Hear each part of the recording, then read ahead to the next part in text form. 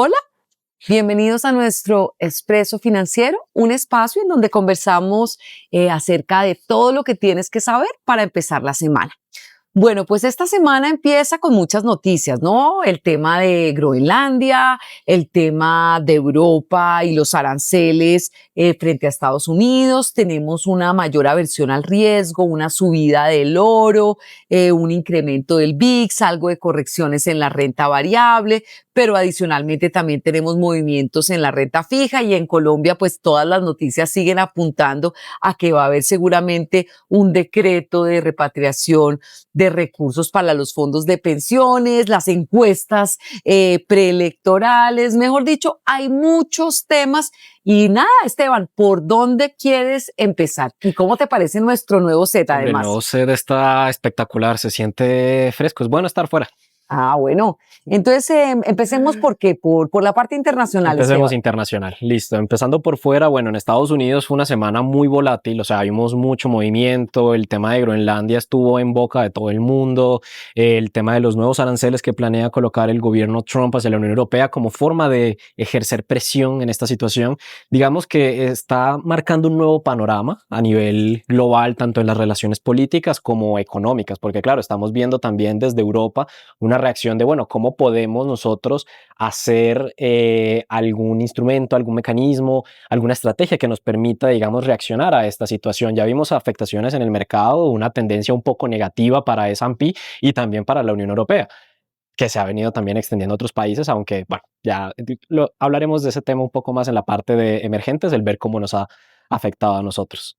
Bueno, la pregunta es si otra vez vamos a tener el efecto taco, el Trump always chicken out, que es un término que utilizan los mexicanos frente a Trump, y si efectivamente se va a ir para atrás con todas estas amenazas frente a Groenlandia, pero pues que es una amenaza directa a la, pues digamos, a la Unión Europea, y la Unión Europea tampoco se ha quedado quieta y también pues ha anunciado impuestos como retaliación para Estados Unidos, y la gran pregunta es si los bloques que se están conformando pues se pueden desdibujar, ¿no? Porque tradicionalmente, digamos, el bloque occidental, pues, digamos, Estados Unidos, pero soportado con Europa, pues empieza a desvanecerse, y la necesidad de Europa de rearmarse y de buscar, digamos, un aliado estratégico para, digamos, confrontar ese hegemón intervencionista. Y un poco la pregunta es si puede ser China, ya que un tema importante para Europa es protegerse de los tentáculos de Rusia, y si Estados Unidos, pues, está, digamos, con una postura de no intervención de Ucrania, pues los europeos tienen que proteger, digamos, su territorio y evitar que en el corto plazo esté metido Rusia en Polonia y que se les meta a los europeos. Entonces, todo esto, digamos que sí genera preocupaciones geopolíticas, pero un poco esperamos que el tema taco, por lo menos en el corto plazo, se vea y que haya como una voluntad política de Donald Trump, pues de no tener una postura tan hegemónica, intervencionista, sino pues mucho más de negociación. Vea, me interesan las tierras raras, me interesa, digamos, hacer negocios con ustedes, pero no desde un punto de vista de yo los invado y ustedes me dan todo al gratín, sino pues empezamos a tener como una negociación de yo pues participo y estoy, digamos, abierto a tener negocios con ustedes, ¿verdad? Pero bueno, vamos a ver qué pasa esto. Ahora pasemos con el tema de resultados corporativos, porque sin lugar a dudas el tema de resultados corporativos pues es clave en la dinámica de la renta variable, y empezamos con el sector corporativo y particularmente el tema del sector financiero. Cuéntanos cómo viste tú esos resultados. Bueno, en sector financiero los resultados estuvieron positivos, algunos bancos más que otros, pero sí hay un tema que no termina como de gustarle a la gente, y es que Trump anunció una intervención para la tasa que podían cobrar las tarjetas de crédito, como la que tenemos aquí, una tasa de usura, y buscaría limitar estos intereses que estas tarjetas cobran. El tema es que para algunos de los bancos en Estados Unidos, estos intereses que ellos cobran por tarjetas de crédito pueden representar hasta el 70% de los ingresos totales de la compañía. Y eso generó un efecto donde algunas de esas compañías tuvieron resultados positivos y aún así vimos un descenso en su valorización por el anuncio de esta noticia. Digamos que algunos analistas han estado mencionando la posibilidad de que, bueno, y si en realidad, como ya lo mencionaste, es una amenaza y al final se termina retractando, pero también hemos tenido algunos escenarios donde, sobre todo con el tema de la política de la tasa, Trump ha estado buscando presionar mucho, tanto por parte de la Reserva Federal y ahora directamente a los bancos. Y esto podría también materializarse, entonces no se descarta ninguno de los dos escenarios. Ahora, lo que sí hemos visto también en los resultados que ya mostraron, por ejemplo, por parte de JP Morgan en su segmento de banca de inversiones, estuvieron muy negativos. Bueno, comparado con lo que ellos mencionaron. Ellos mencionaban un crecimiento de al menos un dígito para el último trimestre y tuvieron un crecimiento negativo. Y por su contraparte, cuando analizamos el segmento de banca de inversión de Goldman, lo que estamos viendo es de hecho un crecimiento de doble dígito en sus utilidades. Entonces estamos viendo una competencia fuerte. Digamos que este segmento en términos generales creció. Fue un trimestre relativamente positivo, pero que algunos bancos se vieron más beneficiados que otros y adicional, cómo van a terminar impactando todo este tema, especialmente a bancos como Wells Fargo, que digamos está un poquito en el ojo del huracán con el tema de las tarjetas de crédito. De acuerdo, y eso como para aterrizarlo a los colombianos de a pie, es un poco lo que quiere hacer Trump, es como poner algo similar a la tasa de usura que tenemos en Colombia. Y eso pues obviamente no existía antes en Estados Unidos y por supuesto pues tiene implicaciones en el forward guidance, como lo dice Esteban, frente a las utilidades a futuro. Bueno, y ahora sí entonces pasemos al tema local, porque pues digamos que en el ámbito global pues tenemos mucha volatilidad, aunque finalmente pues el balance de los resultados pues no es malo en la medida en que finalmente el forward guidance es mucho más cauto, pero en términos generales, pues la economía y, digamos, de Estados Unidos, que sigue siendo resiliente, se traduce, digamos, en resultados resilientes, particularmente en este sector. Ahora, la pregunta es, bueno, en el ámbito local, entonces, pues como decíamos al principio, vimos un tipo de cambio impactado, pues, por esa expectativa de repatriación pues, de recursos eventualmente que se está descontando. Adicionalmente, pues tenemos una senda de apreciación importante, pues vimos una noticia de una emisión gigantesca de deuda del gobierno en el mercado global, o sea que unas implicaciones de repatriación efectivamente de recursos adicionales, más la colocación privada que se hizo, que también podría implicar monetizaciones. Entonces, pues básicamente una expectativa de mucha monetización de dólar a futuro, y eso ha hecho que el tipo de cambio pues tenga una tendencia pues de apreciación mayor a las de otros países de América Latina. Pero con todo este ruido de Groenlandia y toda la volatilidad que hemos visto, ¿cómo ves el tipo de cambio esta semana, Esteban? Irónicamente estamos por debajo de lo que estuvimos la semana pasada. Hace unos minutos lo estaba revisando, estábamos en 3.666, entonces es un tipo de cambio que por ahora en estos días es probable que se siga manteniendo en esos niveles por debajo de los 3.700. Sería muy extraño ver un pico así en el corto plazo por encima de los 3.800 como vimos semanas atrás. Es una situación curiosa porque algunos analistas sí han expresado su preocupación que a pesar del aumento digamos, en la confianza en el mercado de renta fija colombiano que hemos visto por algunos indicadores como los CDS, hay preocupación, por ejemplo, por el indicador del DXY. Cuando estamos viendo esa fortaleza del dólar respecto a otras monedas y analizamos el caso puntual de Colombia, vemos una desviación donde a pesar de que el DXY está aumentando, esa tasa de cambio sigue yendo hacia abajo. Entonces, hay, digamos, una sensación de está bien, estamos en una situación donde debido a estos movimientos tenemos una tasa de cambio relativamente baja, pero no deberíamos ignorar el tema de que esa diferencia siga creciendo nos va a llevar a una situación donde podamos tener una subida relativamente rápida y en un escenario electoral, como ya hemos venido mencionando, puede ocurrir en cualquier momento. Es cuestión de alguna noticia importante, que eso también se relaciona con nuestro dato curioso de esta semana. De acuerdo, y es que efectivamente ese XY, pues digamos que con todo el ruido de Estados Unidos, pues se mantiene bordeando en esta semana, que es algo cercano a 99 puntos, o cuánto lo No, hemos está visto. un poco por debajo, está como alrededor del 98, 96. Perfecto.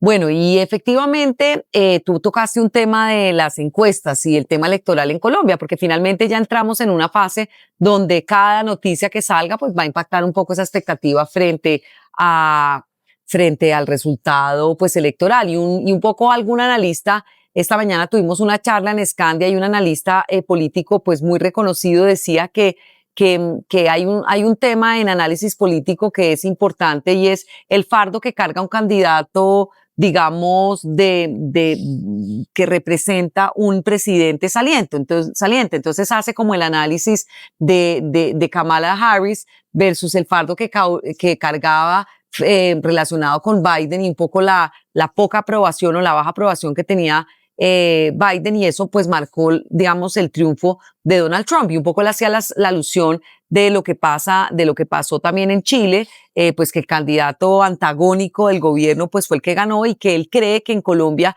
pues un poco el candidato que apoya al gobierno carga con un fardo de una baja digamos aceptación.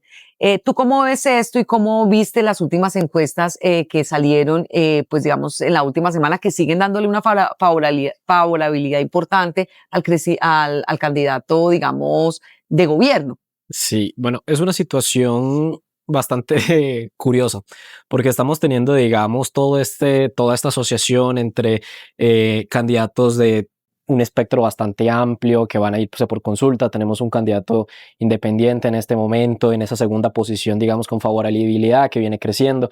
Entonces, esos movimientos que hemos visto se corresponden también con todas las políticas que hemos venido viendo en estas últimas semanas. Y esas favorabilidades van a ir cambiando en función de lo que veamos. Hay personas que verán, digamos, con malos ojos un decreto de emergencia con una situación actual, comparándolo un poco con el decreto que en su momento hubo en el gobierno Duque para traer recursos. Hay personas que lo verán como algo favorable, dependiendo, digamos, de los intereses que cada quien tenga en estas situaciones.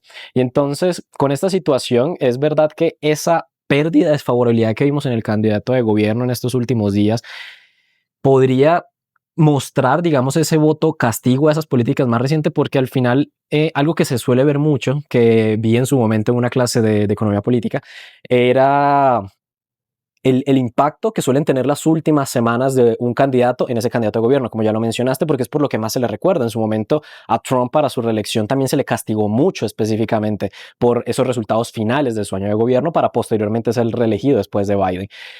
En este momento no sabría decir con seguridad, así como decir qué tan impactante va a ser ese efecto de castigo, digamos, para las personas que votaron por el gobierno en las elecciones pasadas versus estas elecciones.